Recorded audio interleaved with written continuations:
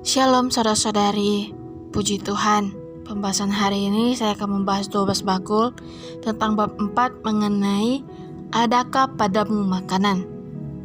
Di sini kita dapat melihat satu perkara, Tuhan menghendaki mereka menantikan turunnya Roh Kudus di dalam kota. Lukas 24 ayat 49. Rumah adalah tempat seharusnya mereka ada. Karena itu di sana masih ada sedikit ikan. Akan tetapi mereka tidak mengenal perihal kebangkitan Tuhan. Mereka pergi ke laut menemukan ikan, adalah bermaksud kembali kepada pekerjaan mereka yang semula.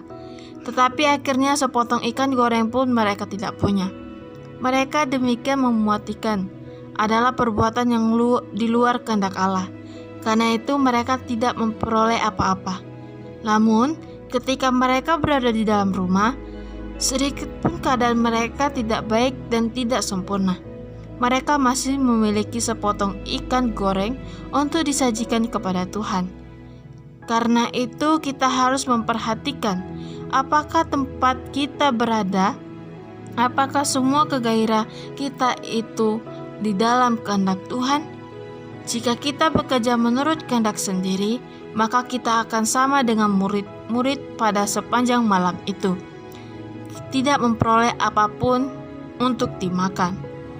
Lukas 24 ayat 1 berkata, dan ketika mereka belum percaya karena kegairahannya dan masih heran, berkatalah ia kepada mereka, adakah padamu makanan di sini?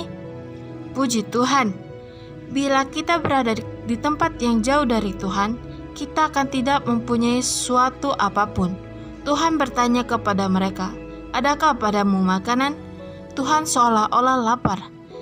Ketika Tuhan seolah-olah merasa lapar, adakah makanan pada mereka untuk mengenyangkannya?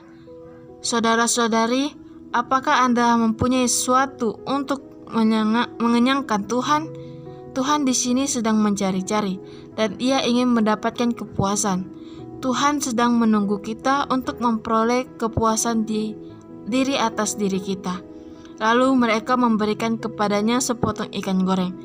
Mereka seakan-akan berkata, iya Tuhan, kami ada makanan. Kami sudah kenyang dan yang ada pada kami adalah sisanya. Dan kami sediakan untuk esok hari. Tetapi sekarang kami berikan ini padamu.